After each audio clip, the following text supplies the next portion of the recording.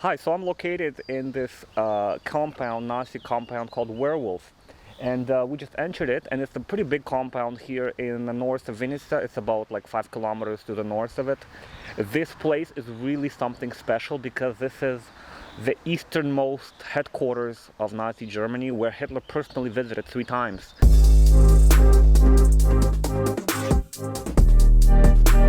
But it was the beginning of the Operation Barbarossa, where Hitler actually started making advances in this area. And he was here for almost maybe like 3 months, 4 months, for like a long time. He was here for a long time, but the first time. Later on, when things changed, when the tide of war shifted, you know, it was obvious that he wasn't going to win the war. He was here for only a short time. Basically, they had a huge compound built for him. You know, there was like, he had a pool, like a personal chef, you know, barber shop, like all these things that he needed. And he personally never used them. Like, they built it for nothing. And then when obviously the Soviet Union started advancing, they took over this area. They burned quite a lot of it. They burned a lot of this down, and now what you see is a lot of essentially foundations maybe, and like some formations, rock formation that they left. Old BMW, you can tell. An Opel Kadett. Вот эта фотография, которую везде показывают и говорят, что это вход в бункер, на самом деле это наземная часть бомбоубежища. И схематично, как они уходили под землю на очень небольшую глубину, то есть надо было тот же фундамент сделать, ну как подвальное помещение, а немцы выбирали, то есть вода идет немножко волнообразно, то есть там, где она немножко глубже начинается. Так вот эти бомбоубежища, они были очень мощные. Они были рассчитаны на то, чтобы выдержать авиаудары и артобстрелы. У них толщина бетона, она доходила до 4-4,5 метров. Немцы, когда отступали второй раз из Винницы, в марте 1944 года, они их и взорвали. Чтобы их подорвать, сюда было завезено 60 тонн взрывчатки, по 20 тонн на каждое бомбоубежище. Ну и какая мощность взрывов была, наверное, только представить можно. А все это пошло вверх. Этот бетон вывернуло и разнесло по территории. Так что все, что сегодня осталось от ставки, это ее территория. И сохранился еще на той территории бассейн. Так вот этот бассейн частенько называют то бассейном Евы Браун, то бассейном дяди Гитлера. На самом деле это был пожарный водоем. Ну а штаб и руководство фашистской Германии располагался в самой Виннице, в психиатрической больнице имени академика Ющенко. По-моему, очень правильно выбрали место. Oh my god, look how green everything is. And here we have a camp from the war, and I want to show you what inside. I don't know, it's scary for me to go there, but I'll go. Some tables and water, and maybe, oh my god, it's water everywhere. I don't know why I'm here. And here you can check it too. It's like refrigerators. And this is Oh, come on, dear. This is not from the war. This is way later. And there's like a little refrigerator you can get. But why they have so many refrigerators? I don't know. Thing. So, behind me there's a giant mobile food station that they would tie up to a horse or maybe to a truck. And it was probably powered by coal or something. And they would have like some soup or stew for soldiers to eat. Do you think they cooked something here? Of course. And how it's called? It's like oven? Mm-hmm. Maybe here they had some kind of, wow, I believe it's still a word. So Ira is very, very worried about klishi, which is like a type of ticks here in Ukraine. She's really worried and she doesn't want to go through this romantic walk in the forest. So it's a path where maybe it has some history there, maybe some monuments. She's like, no, I'm scared. I'm scared of all these bugs. Like I don't want to die from the bug bite. It's going to like ruin my life. Of course, it's gonna ruin my life. The forest, deer, and there are a lot of this stupid insect.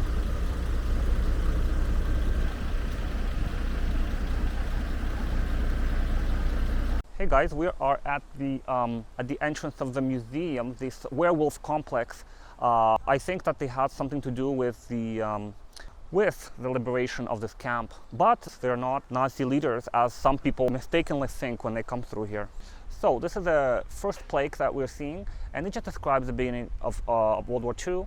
in the Eastern Front, Operation Barbarossa, and that once this area was captured by the Nazis, oh, that's Germany, that's Czechoslovakia, and this is Poland, and this is Ukraine. So we are right here in Vinnytsia, right here. Once they secured this part and they're trying to get into Moscow and all that, they started building a complex here in 1942. The second board, and it says that Vinnytsia was starting to get occupied around the summer of 1941, and that is when the army started coming in. And I mean, this is a really, really bad part of history because a lot of people died. The Jews were being rounded up in the summer of this 1941. Vinnytsia, these are all of the giant headquarters that you have. You have mainly in Germany, the Führer bunker was the main bunker, and then you have one in southern Poland, current day Poland, Strudzol, and the main one, the one further east, was called Wehrwolf, and Wehrwolf stands for armed wolf.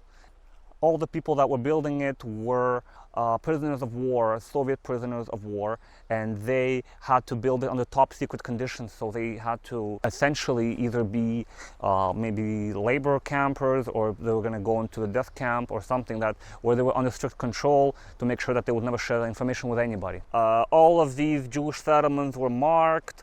And these were all ghettos that were around Vinnytsia Oblast, and you had the red ones were the Soviet labor camps, and all of the virtually the ones with the orange ones. You see a lot of them here in southern area of Vinnytsia. They were all deported to Germany.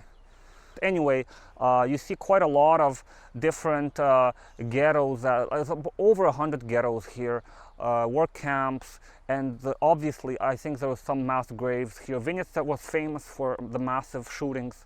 Over 5,000 people were murdered and killed in mass graves in Vinnytsia. This is a picture of that mass execution grave. So, like I said, I just guessed, but it was an educated guess, and I was correct. There were 18 extermination camps in the area, and the Nazis took workers from them to build this giant facility called the Wehrwolf. And there were over 4,000 people involved to build this place. Also about 900 Germans. They were managing the construction. There were all of these prisoners. And many, many records say that unfortunately all of them died after building this giant complex. I have a bunch of log cabins. As you can see, most of these buildings were built out of logs. We even have a sauna. And obviously there's a giant room as well, there's a garden, there's a barber shop, there's a lot of bomb shelters that are underground. But as you can see, everything looks quite modest and simple.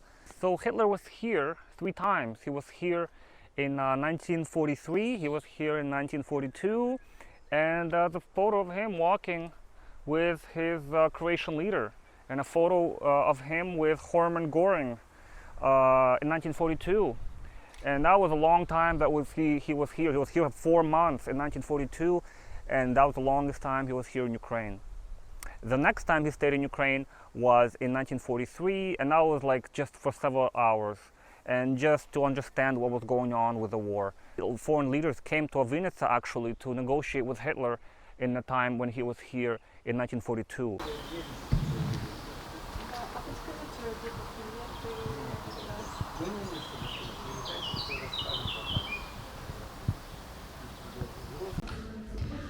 Guys, we're in the Hitler residence now, and here we have... There's not a Hitler residence, it was burned down. There's nothing here that is a Hitler residence. It's just like a museum of artifacts that was gathered. Piano, it's a Germany piano, and I think they were played this piano in the war. It's a little bit working.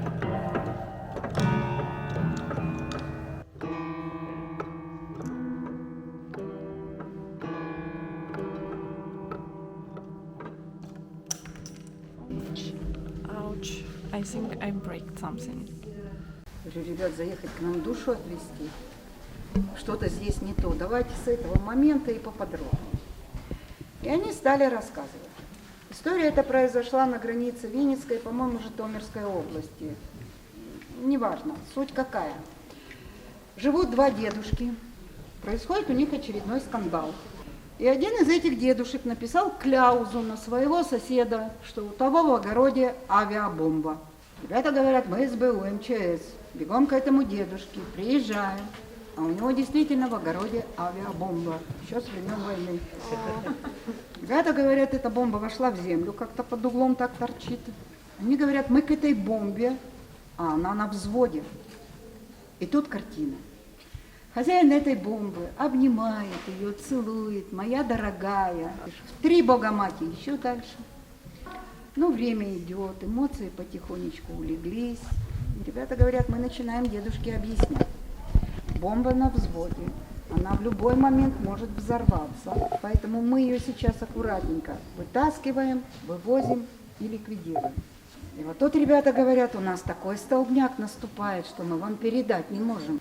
Хозяин этой бомбы, говорят, поворачивается к нам, смотрит на нас, хлопает удивленными глазами и говорит, на каком взводе, какой вытаскиваем, какой ликвидируем. Я на ней всю жизнь косу клепаю.